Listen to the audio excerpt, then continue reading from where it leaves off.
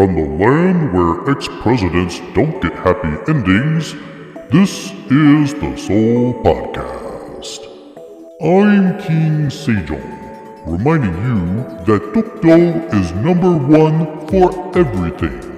History, culture, living, for example.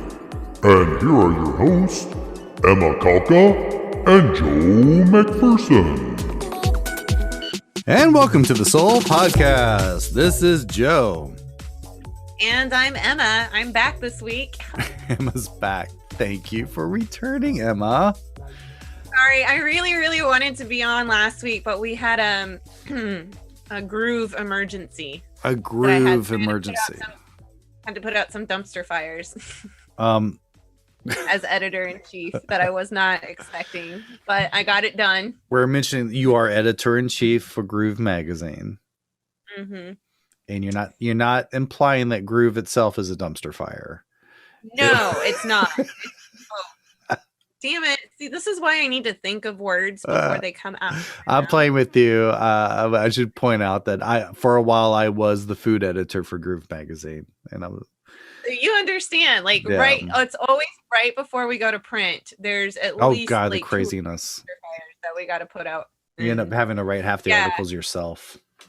Yeah, I didn't write any articles for this issue that we have coming out. I just had to edit all of them, and then So where can people find copies of Groove these days? Do you know? We're finally, this is our first issue that we're printing since September. Oh my. Yeah, well, we figured that with all of the places that we normally distribute being shut down or facing like really strict COVID restrictions and like not a lot of people were going there, then there really wasn't any point in putting in the money to print, hundreds of copies of these magazines that nobody's going to pick up anyway. Yeah. So for the last several months, we've been posting stuff online. And then our website was mysteriously down for like 2 weeks that I was flipping out over. It came back up. Everything's good. It was fixed. But there are still some of my articles that are missing. My Billy Boyd interview piece is missing. Oh, no. And I need that. I need that to help me get jobs. Yeah, you do. You do. I need that desperately to get jobs. And I can't remember if that one was in print or not. But because some of the stuff goes online, but it doesn't go in print. Some stuff goes in print. Actually, anything that goes in print goes online. But yeah, so I'm just like, where is this link? Fix this, make this good. But I mean, when we redesigned the website, we lost all of our old articles. So anything before, I want to say 2019 is just gone. That's considered an old article. So all my stuff is gone permanently. Yeah. The good thing I got screenshots of everything for posterity. Well, we do, because we post a PDF version on issue.com of every issue that goes to print. So I'm going to be spending the next year going through all of them and then making PDF, files of the articles that I wrote so that I can attach them. I think that's what I did. I think that's what I did. And also I used to have this practice of anything I was printed in or any interview I had. I used to keep the whole magazine, but then it was just taking up so much space in my beautiful shelf back here. And what I did, I just started cutting out the pages, and I had this binder, this photo binder, and I just keep everything in there. I have a binder already that's just sitting empty. I bought it for something and forgot what, but I have this big, massive binder. And I have a large collection of Groove magazines myself. So I think I just need to go through and start putting them in like plastic sleeves and. Yeah, it's good to distill everything into one location, and then my grandchildren will one day find it while they're cleaning stuff out after my funeral. And go, like, wow, Grandpa Joe, this is what he did. It's actually kind of cool. Yeah, we'll see. We'll see. I mean, I have. It's funny going back because I have my first article for a magazine called K-Scene, which was the big magazine in Itaewon back in 2006, and it was my big debut writing. Oh wow! Writing recipes on how to. What was it? It was just like how to survive in Korea. Making Western food with Korean ingredients because it was so difficult back then. It was, yeah, because you really did not have, even when I first got here, it was kind of difficult because you didn't have access to a lot of things that you're used to working with in the kitchen. Celery was hard to find, including appliances. Like I didn't have an oven, and suddenly half the recipes that I had from my family I can't make because I didn't have an oven. Yeah. You know, Midwest kind of Southern, we do a lot of casseroles, a lot of baked stuff. Yeah. Like even brisket, we would do our brisket in the oven. So this reminds me, I want to make ribs this weekend. That's too late. All right. Happy spring. The cherry blossoms are out again.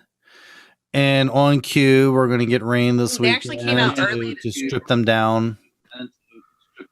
Always happens. Whenever we get pretty cherry blossoms or the leaves change in autumn, it's one of the few times of the year we actually get rain. Mm-hmm. and then everything's gone, and you're just like, oh, that was a great week. Yeah. Had a week. We could have had precipitation, like maybe snow on Christmas Day. We could have had that. But no. We got to have the rain right when the pretty flowers are coming out or when the pretty leaves are changing color and strip them all down. Yep. That's what happens. I'm not cynical. No, not at all. Not at all. That is, but one other thing I usually associate with the cherry blossom season is the loud noise of election trucks. Yes. Because it's always first year way back in 2004. I remember the election trucks, and it was such a fascinating thing when I first saw it, when I was first witnessing it. Mm-hmm. I mean, Korea was still so new to me. At the time, this is when George W. Bush was president, and there was high anti-Bush sentiment here. And I still, to this day, have little pins that say in Korean, "No Bushi." I still have that. Oh my God. Well, yeah, I remember because right when I moved here, because I moved towards the end of October in 2007. Mm-hmm. So literally just like a month and a half later, we had the presidential election here. Right. And so I was just like, you have 12 candidates? what? Yeah. 12? Multiple parties. And then just seeing like the people, the trucks, and they'll park them at like on a side street or at an intersection or something, and they do all these choreographed dances and stuff. And I'm like, yes, this is supposed to make me want to choose that candidate. Yeah. I was like, wow. I was really wondering which one to choose. There we go. Yeah. That one. This one had cooler dance moves than that other one down. Which one is the Pop Go the Weasel song or the Mary Had a Little Lamb song? Yeah. we had a couple trucks parked outside my office today, actually. Us too. And my coworker kind of turned to me and she's like, America doesn't have that, right? You guys don't have election songs. I'm like, no. We would boycott anyone who acted that way. Yeah, like you might they'll play music at rallies, but it's, songs that are on the radio or something. It's not, nobody writes or creates their own election song. Yeah. That's just not something we do. But on the other hand, it only lasts for 2 weeks here. Yes, that's right. They're only allowed to campaign for 2 weeks. It's super organized, it's super systemized. Yeah, and polls, and this is something I actually discovered this week. I had no idea this was a thing. For the week before, polls are illegal. They can't do any polls. Oh, I didn't know that. Well, you were just posting poll information today, but then it's kind of scaring me. Well, no, because you could do polls until the 31st. Yeah. And then you can release old polls. So you can release results from polls that were done 31st or before, but you cannot conduct and release results from any new polls between now and election day. Oh, that's interesting. Okay. Yeah. So that's why, like, I've got one link there and it says last poll, and it's like literally the last poll that you can pull numbers from, because it was done on the 31st. Because the big two contenders, the big two contenders are Park Young-sun. That's from the DP. Yeah, and our old friend Oh Se-hoon. Oh Se-hoon from the PPP. The PPP. This is never gonna get old. I'm gonna go back to America and I'm still gonna say PPP and start laughing. This is our thing today, because our office is in DMC, Digital Media City, the home of NBC and all the other broadcasters. Oh Se-hoon was there. Oh Se-hoon and his campaign was there today with An Chol-soo. It was noisy. It was nasty. We were doing everything we could to avoid that crowd. And it was loud. But we had to go out for lunch, and we ran into Oh Se-hoon's posse. And according to the polls that you linked to, he might get it. He likely will get it. Yeah, he's like over 20 percentage points ahead of Park Young-sun, which is really interesting because for months before this, like, Park Young-sun was way ahead, but then the lead started getting smaller and smaller. Yeah. And then the LH scandal happened. And when the LH scandal happened, then it was almost an immediate shift. Like, because it's a statement on the Moon administration. Right. And especially the housing situation, because people were already getting angry that the DP they were saying that they hadn't been doing enough to bring housing prices down. Yeah. Or to fix any of that. And then you have the scandal where all of these government employees are doing land speculation and, using insider information because they know, like, okay, these areas are about to be announced as part of this massive, public housing development project. So they bought up a bunch of land right before the announcement and then sold that land to the government and made a profit. And do people seriously think that if Oh Se-hoon was mayor or the other party was in power, this wouldn't have happened? That's kind of where I am. I'm like, this would have happened no matter who was in power. Yeah, these were civil servants. These weren't political operatives. These were civil servants. And no, these were people who worked for LH. They worked for this government housing development company, or this government developing company. They build all sorts of things, not just houses. And I'm like, and they've been working there for, since way before Moon became president. Yeah. They got hired probably during, some of them was like Park Geun-hye, some of them were during Lee Myung-bak. Yeah. But the thing is, I think a lot of this happened during the Moon administration. Like, they bought. Yeah, well, that's what it is. It just happened with the administration that was in power, but they would have done it no matter who was in power. Right. I don't think this is a statement on a political party. And unfortunately, because they've launched this massive, massive investigation into all of the employees for this company. And then also anybody who works for the land ministry. And now they're going to expand it into all politicians and government workers. And they're finding, like, there's hundreds of cases of this happening, of people knowing that, okay, this land is about to be announced as part of some big government project. So we're going to buy a bunch of it. Yep. And then so we can make a profit because they're like, oh, this area, once it's like government area, they have to buy it from you. Yeah. And so insider trading. Yeah, basically insider trading within, the development community. Yeah. And yeah, I mean, the Moon administration they've made some mistakes. Yeah, I mean, maybe one way this could be tagged onto the Moon administration is they were pushing for more Newtown areas, Semal. Right, yeah. And so maybe, I mean, that's definitely a legitimate criticism that you could have with it.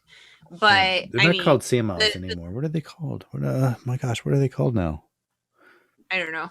Newtowns. They're called Newtowns. I know the English is like, they call them Newtown developments. Yeah. I'm in the land of Newtown developments on Genpo. They're all over the place. I'm in basically one. Yeah. Mm-hmm. Yeah, and it's so this has now become like, this is the big thing that the PPP is pushing in the election, and it's not even like they have to try that hard, because it's in the news every day. Even if they weren't mentioning it a lot, people know about it, and people are really upset by this. And it's unfortunately, or it's reflecting on the Moon administration. That sucks, because the PPP is not going to make it better. They're going to go back to the laissez-faire economics of the previous ones that created a lot of this in the first place. Right. And I mean, even Oh Se-hoon's wife is suspected of taking part in land speculation. Mm-hmm. But nobody cares. They're just like, he's going to fix it. He's not going to fix it. All he's going to do is he's going to let go of all the controls that they have, so that all the rich princes, all the spawns of all the Chaebol spawns can now buy up all these properties unfettered from restrictions. Well, and I mean, that's what's going to happen. I mean, he didn't have the greatest track. He was mayor twice, and he didn't really have a great track record then. No, he left in disgrace after his school lunch fiasco, which I thought was ironic that Oh Se-hoon was messing up our lunch break. And I mean, I cannot forget that. He was arguing against giving all kids free lunches. I'm like, what kind of horrible person do you have to be? Yeah. Be like, no, we're not giving the children free lunches at school. Forget that. Yeah. Yeah. And we were talking about all the legacy structures every mayor has to do now, starting with Lee Myung-bak really kind of kicked it off with the Chung Ye-chun stream. Right. He kind of set the bar pretty high for that. He set it hard, but Oh Se-hoon felt like he got to do something. So he did the Sebitsom, the floating islands in the Han that no one knows about. That had a small cameo in Avengers Age of Ultron. And even taxi drivers, if you get in a taxi and say, Sebitsom kajuseo, they have no idea where you want to go. I've been to a couple parties there. It's a nice thing. I've been there a couple of times as well, but they're very hard to get to. Yeah, like even I live really close to them, but even like for taking public transportation, it's a bit tricky, and it's still a bit of a walk. And they're flooded during Jangma season. Mm-hmm. And yeah, I mean, it's easier with a taxi now because we have Kakao Taxi, so you just punch it in and they follow the GPS, so you don't have to say the name and they're like, what is this? But how would you give directions from if you're doing public transportation there? It's like you gotta get off this one subway, you gotta go under some tunnel because you're gonna have to go under the main Olympic Parkway. Right. To get to this bridge. And if it's not underwater, which it is during the rainy season. It is during rainy season, yeah. You get there, and what do you get? You get a CNN cafe. That's the only thing there. There's nothing else there. Yeah. I mean, even with public transportation, like if you take the bus there, because that bus stop that's right by there is also on that bridge that is also underwater during rainy season. So it's a little ridiculous. So ladies and gentlemen, that will again be the mayor of Seoul. Very likely. He will be the mayor of Seoul. But I mean, it's interesting because I've had to read a lot of these polls lately, and I'm like, how accurate are these polls, honestly? They like the last one that I posted the link today, it's like we surveyed 800 people. Like, oh gosh, in Gangnam, I'm sure. And the like, conservative district. Yeah. But most of them, it's the same. Like, none of these polls have surveyed more than 1,500 people. Huh. And I'm like, but Seoul's a city of like 10 million. You've got like 10 million people living here, and about how many of those are eligible to vote? Yeah. A few million at least. So I don't know. I don't exactly know how accurate. They surveyed less people than those that have corona. Yeah.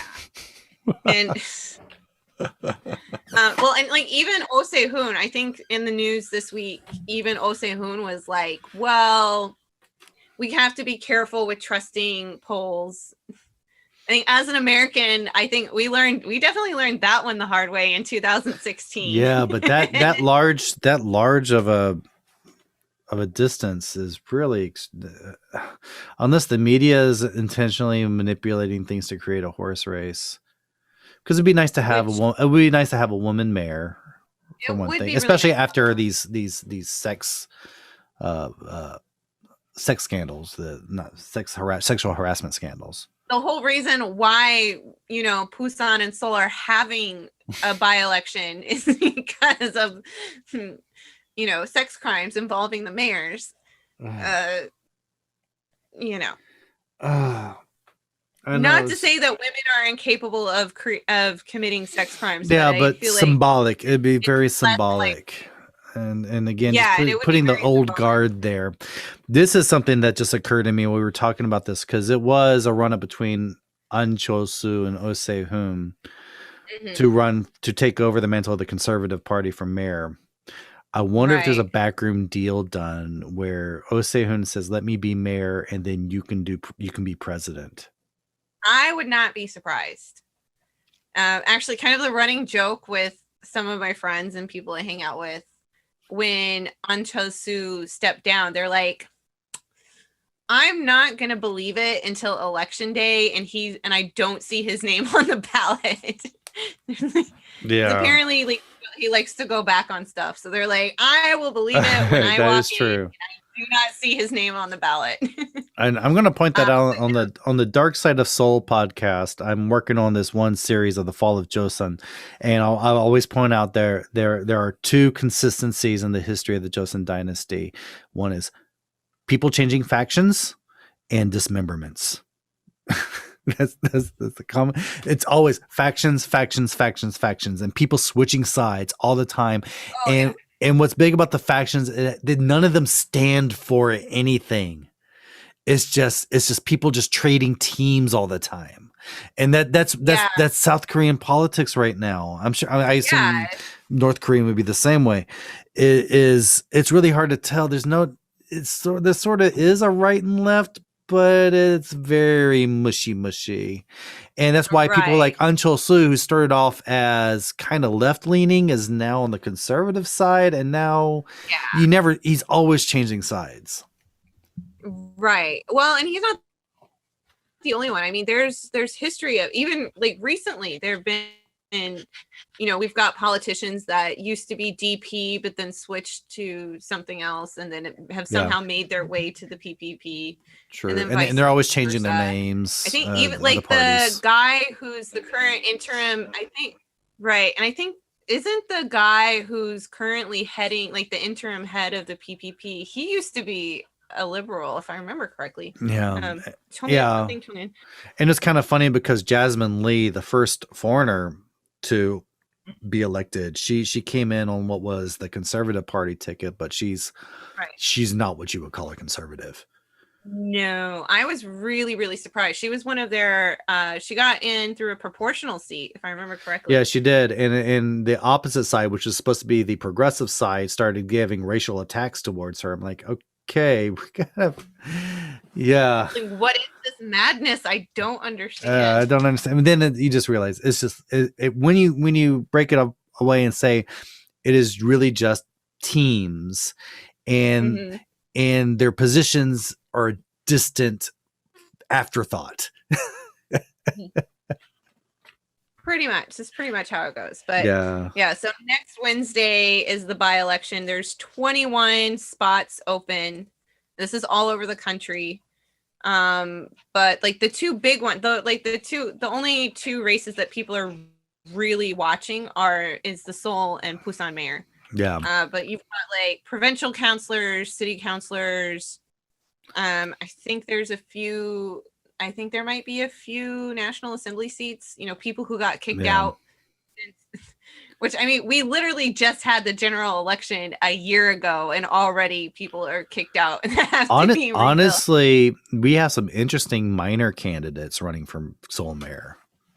Yeah, this is why I wish like these minor parties could get a little bit more clout. There's one in the banner in our area that's number 6 and running on a LGBTQ platform. Yeah, LGBTQ plus. Mm-hmm. Yeah, running on that platform. Another one is running on basic income for all. Then there are the nutty ones, like the person that wants to turn Taedano, that like the really large boulevard in Gangnam, into a 2-lane road. Why would you do that? And that is like, I used to work. I used to work down there. That's one of the busiest roads in Seoul. Why would you make that 2 lanes? I avoid that road. I avoid that road because it's just so nasty. It's such a nasty road. But then our old favorite perennial candidate, Ha Kyung-young, and his hair are running. I'm looking at I'm looking at the picture now.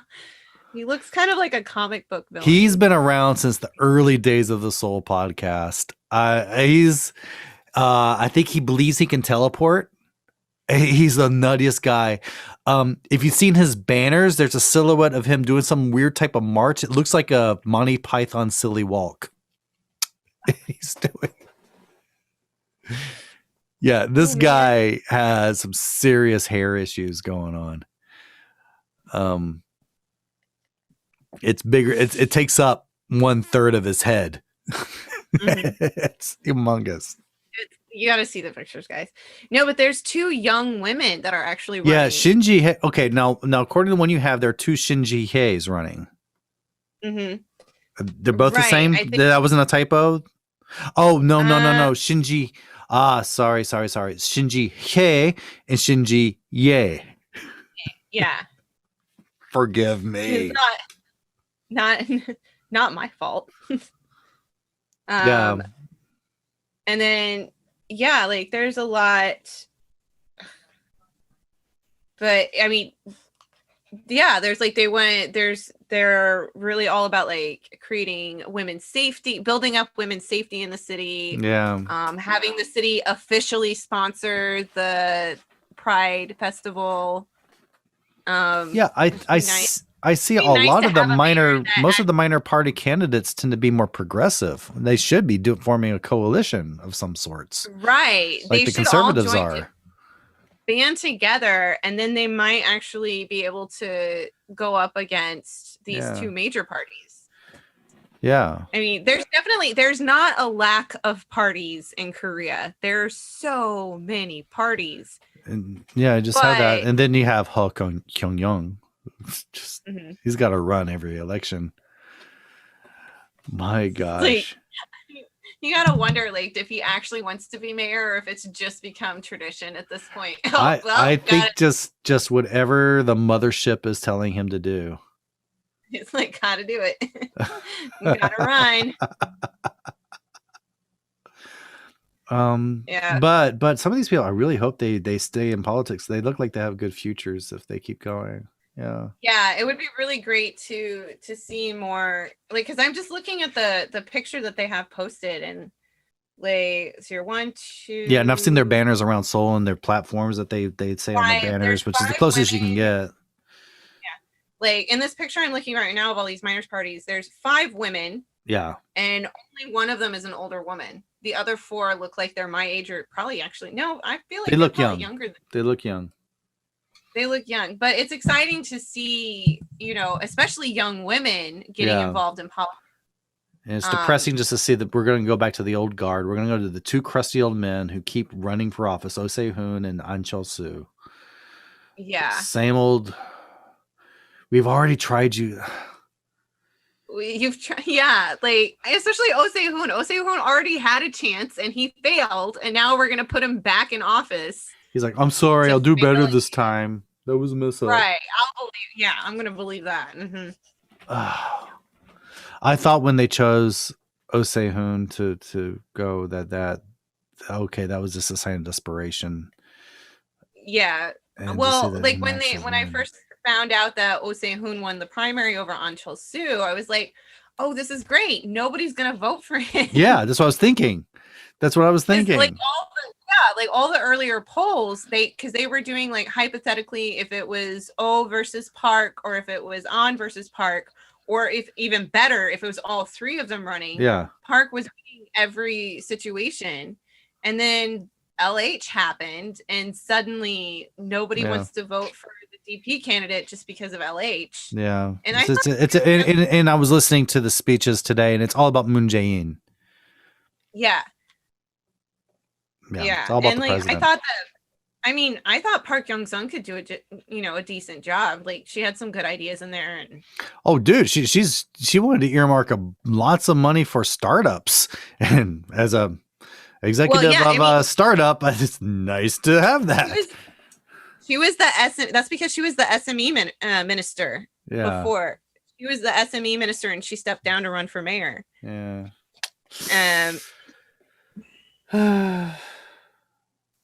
But yeah, they're saying like this is kind of like it's what do you call it?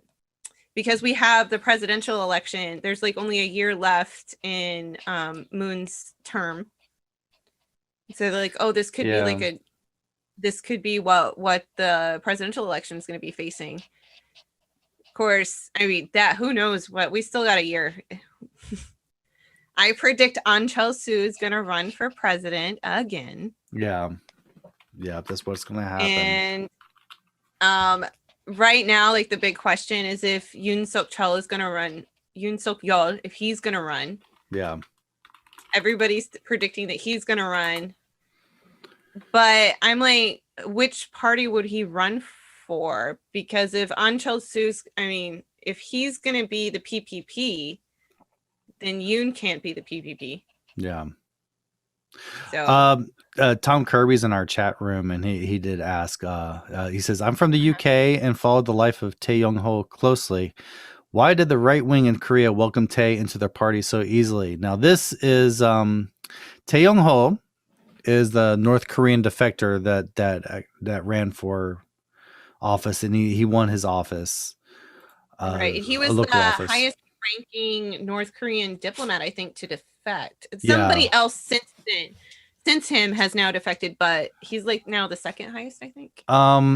My thinking is this: why they accepted him is similar to why in America the right tends to accept anti-Castro Cuban refugees, because they're the right is against they're so that is the big bugbear. That's the easy way to gain power, especially in a place where the Cold War is still happening, and like in South Korea, is be anti-communist, and you can still label your opposition as communist because you have North Korea up there. And so anyone who's anti-communist would instantly be embraced by the right wing.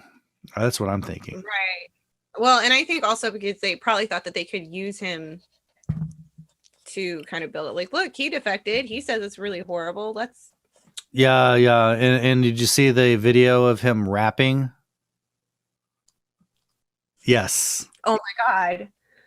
I need to watch. There's a video of him rapping. Oh my God. And he's like, he starts off by saying something like in English, like, "Yo, turn it up."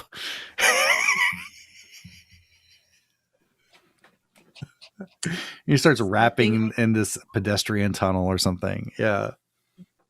But yeah, because he's also big on North Korean refugee rights as well, if I remember correctly. Yeah.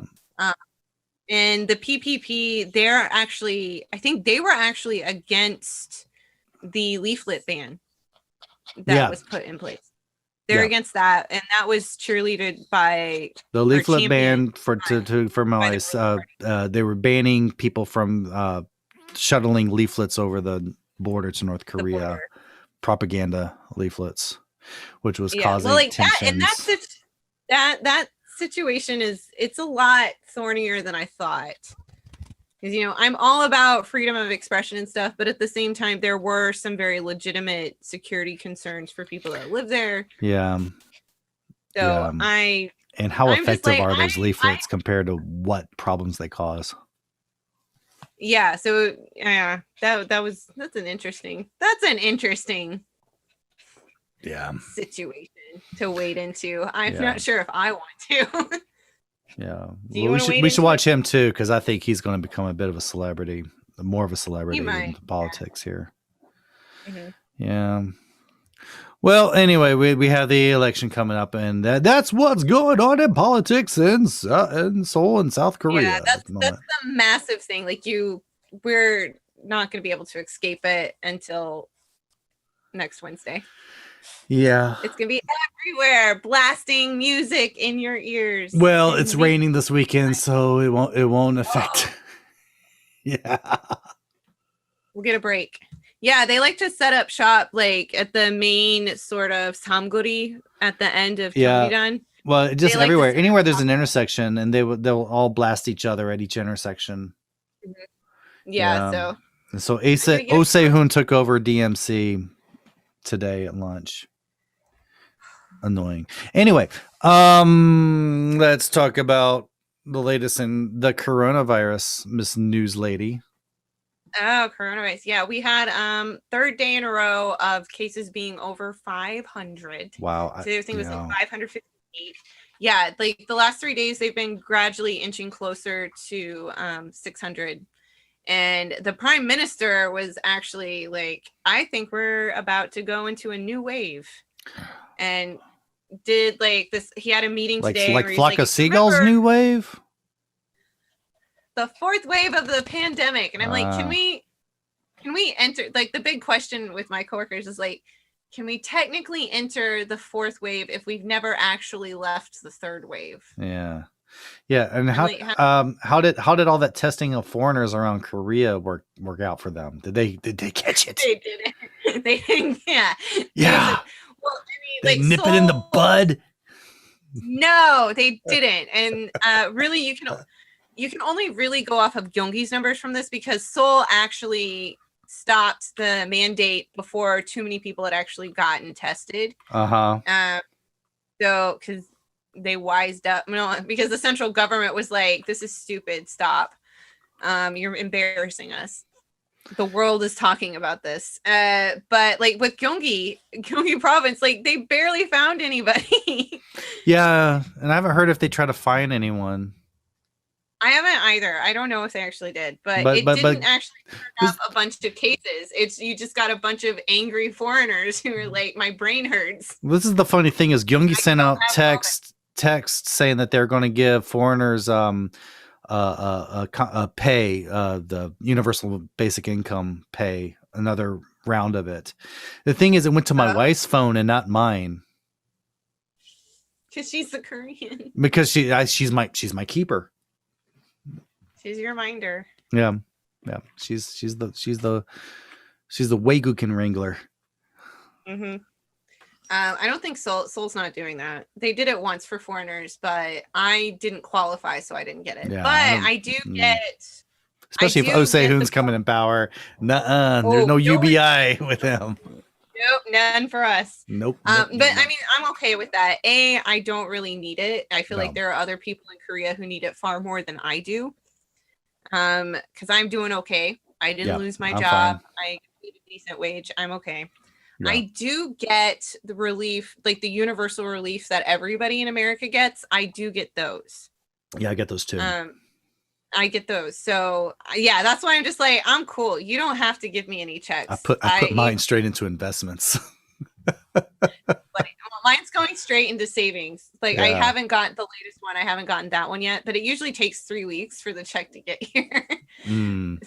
I got mine automatically deposited in my bank account. Yeah, well, because I paid my taxes with my check card, there was no bank account.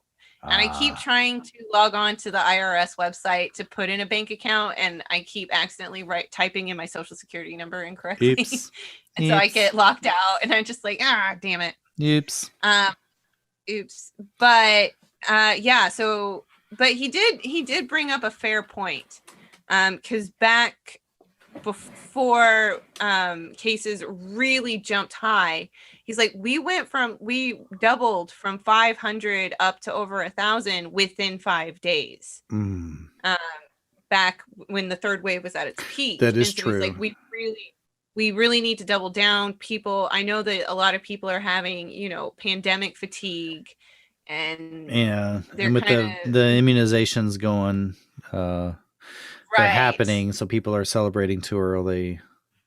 Yeah, which they definitely shouldn't, because immunizations, they're actually starting to get pushed back a bit. Yeah. Like the Seoul government is doing everything they can to try and get more people immunized. They're actually, a story that came out today said that they were going to be pushing up some groups from June to like April and May.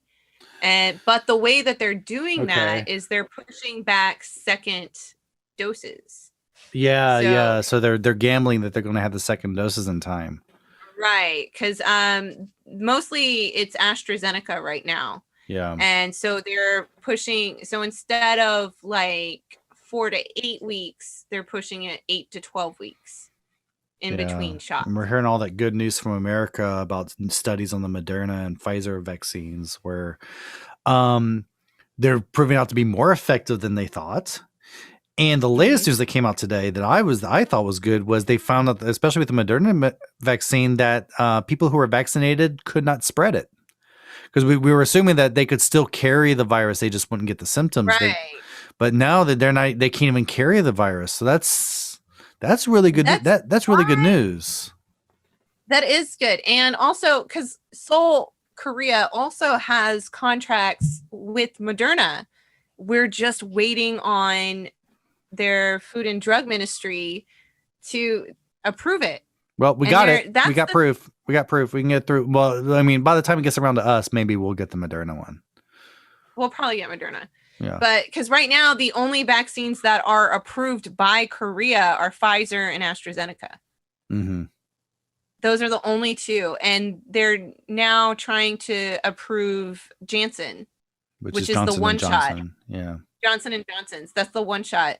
They just passed the second round. It's a 3-panel process, and they just passed the second one. You think Korea would really be happy about something that's called one shot? Yeah. Oh yeah. That made you giggle. I like making you giggle. You like to make me giggle. But yeah, I think honestly, I'm just kind of like, why is it taking so long to get all of these vaccines approved? We already have contracts with these companies. I know that there's already like a current worldwide issue going on with vaccine supply. Yeah. And that's why the latest batch of AstraZeneca that's supposed to be coming in April this month is getting pushed back because manufacturers are like, crap, we're behind on manufacturing stuff. Yeah, and Johnson had to get rid of 15 million doses because of manufacturing blunders. Flunders. That's flunders. Manufacturing flunders. Yeah.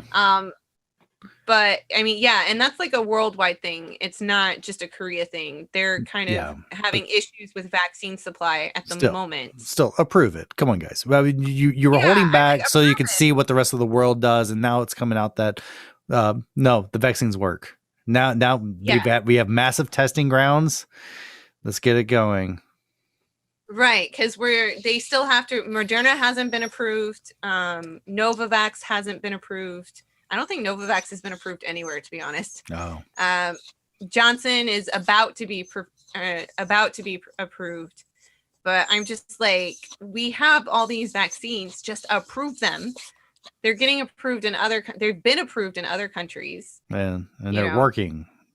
And they're working. Let's get it approved. In the wild, they're proving in the wild it works. Yeah. And so as soon as the supply is there, we can get it over here and you can, like at this point, people are saying, even experts over here are saying it's going to be impossible to have herd immunity by November. That's not going to happen. Yeah. Not at this rate. Okay. This is the one I cannot get much info on. What is with this vaccine passport? I saw that was something that came out this week as well. Yeah, I know, but it's so vague on what it is. I don't think they even know what it is. Yeah, that's what I'm afraid of. It's like a booklet that shows you've been vaccinated. I think that they're trying to copy Japan because Japan's come out with something like that. Yeah, like I think in the States it's just like a certificate, like a medical form that says that you've received both your vaccine. Yeah, my brother has one. Like, he showed it on Facebook recently. Yeah. Everybody I know in the States they've been posting pictures of theirs. But that's the thing is, as Japan has now said that they will let people who've been vaccinated into the country without quarantine. That's why I want to know, is South Korea going to do this? Because that would be very good news for people in the tourism industry who have been waiting for their industry to come back. Right. Yeah. It's dying hard. Yeah. So is this just an internal thing? Is this just so that people can go to the theater with this vaccine passport? And again, and this is also scaring me, the way it's being rolled out is it's going to be an app, which scares me. Oh my God, we need another app on our phone. Is it going to be another only in Korea type of solution? It's like a digital certificate through a smartphone app. Yeah. And you would probably have it's probably going to be like a QR code that you can scan. They can only get through Kakao, which no one outside Korea uses. I know. So I'm like, what is this even necessary? Well, I mean, it'd be nice if they just tell us what they're planning to do, because if it is something like, if it's international, where they will be part of some program that will let people who have proof of vaccinations pass through and not have to quarantine, that's really just going to open up the country a lot better. Especially now that there's coming out with proof that people who've been vaccinated can't spread the disease, which was the big question.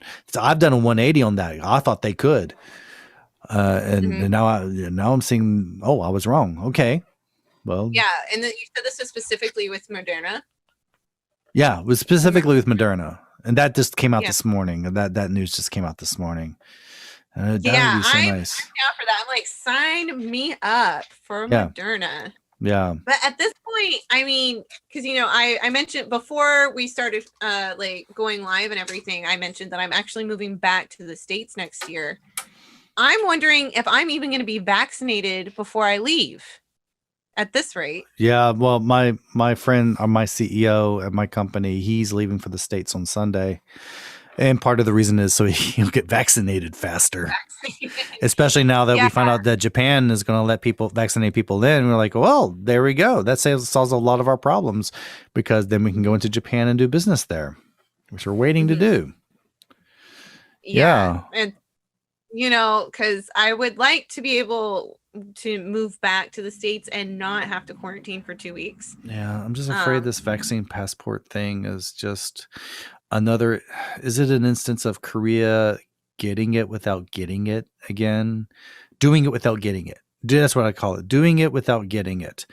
Doing something without understanding what it's about. Like today for lunch, I wanted to try this famous keto kimbap. It's supposed to be keto-friendly kimbap. Curious about it. Which, instead of rice, it has egg. Okay. So ordered it. The only one they had available was fried shrimp keto kimbap. I'm like, you're doing it without getting it. Because nowhere is fried shrimp keto-friendly. Yeah. It has flour, which is the fried flour. It's just the opposite of keto. You put fried shrimp in your keto kimbap. Yeah. Whoops. My light just went out. There we go. Yeah. So I mean, I looked at that and I was just like, I think this is just like a decoration. It's just image. It's basic purely for image. It doesn't actually, it's not going to be beneficial outside of Korea. Yeah. I'm not even sure if it will be beneficial in Korea. Or as a Korean woman we just hired today told me everything here is so superficial. It's all superficial. Yeah, I think it's just like a superficial thing to make people think that they're actually trying to take care of the vaccine situation when they're really not. Yeah. And again, I understand like the late shipments is not a Korea problem. It's a manufacturer problem. And we're not the only country seeing that at the moment. But we could have been a little more aggressive in we could have been more aggressive. We could, like I said, I feel like they're really slow on approving all the different vaccines. We only have 2 approved vaccines in Korea right now. Yeah. And I'm just like, okay. Yeah. Why don't you just go ahead and they quickened the process. Like it used to take a month. I think it was like 34 days, something like that. But I'm like, why are you doing it one at a time? Why are you not doing it all at once? Yeah. I don't know. Is that I don't know how it works. I don't know how it works. I don't either. I mean, maybe, and this is just me being not smart. Maybe you can't do it. You can't have approval committees going for different things at once. I feel like it should be possible that they could be looking at more than one vaccine at a time for approval. Yeah. But I don't know. Okay. Well, we're going to need to wrap it up for the hour. Thank you everyone for listening. Just to remind you, if you could subscribe if you haven't already. Go to our website at soulpodcast.com. You could also join our Patreon, which is a way for you to support the podcast, support your favorite producers, artists. And for us, if you just drop $5 a month, you have access to all of our episodes dating back to 2008 that haven't been lost, because I spent the past 2 weeks uploading everything, and some of them I had to really dig to find the show notes for them and find the audio files for them, and I'm afraid some of them got lost, but but very few of them have, and it's a lot of episodes. I mean, we're up to 173 now, so we have a lot of episodes. And one of our patrons just had messaged me and said really loved it because it's so interesting to hear what the issues were back in 2009 and how things kind of haven't changed in some ways, but also hearing how things have changed and what a different world it was back then. Right. Yeah. And it was a very different world. And it is interesting because when I was going through and I had to look at all the notes and everything when I'm uploading, I was like, oh yeah, I forgot that happened. Oh, I forgot that happened. Oh, wow. That was a very different time. Very fascinating. Very fascinating. I'll have to go back and listen to them. Yeah. And you can also follow us on Twitter at King Sejong and on Facebook at facebook.com/soulpodcast. And if you're watching us on YouTube, you're watching us right now currently at Zen Kimchi. Well, thank you everyone for watching / listening. We do try to do the show live on YouTube on Friday nights starting between 7:30 and 8. Mm-hmm. And so please join us then, and you can participate just like Tom did just now. Yes. That was good. Please, I love it. Because I think last time we did this, we had Sean pop up. Yeah. So it's nice to interact with people while we're actually doing this. So yeah, please watch our live streams. Shoot us some questions. Yes, please do. Hopefully we can answer. Thank you. Okay, until next time, be safe out there. Bye. The Seoul Podcast is a production of Zenkinshi International, copyright 2021, under the Creative Commons license. Parts of this podcast may be used for non-commercial purposes if you remember to give us credit. You can contact us at sejong@seoulpodcast.com. That's SEJONG@seoulpodcast.com. Follow us on Twitter @King Sejong and on Facebook at facebook.com/SeoulPodcast. For a transcript of this episode, listen to it again and write down what you hear. See you next week. Until then, may you never find a fly in your dong-dong-ju.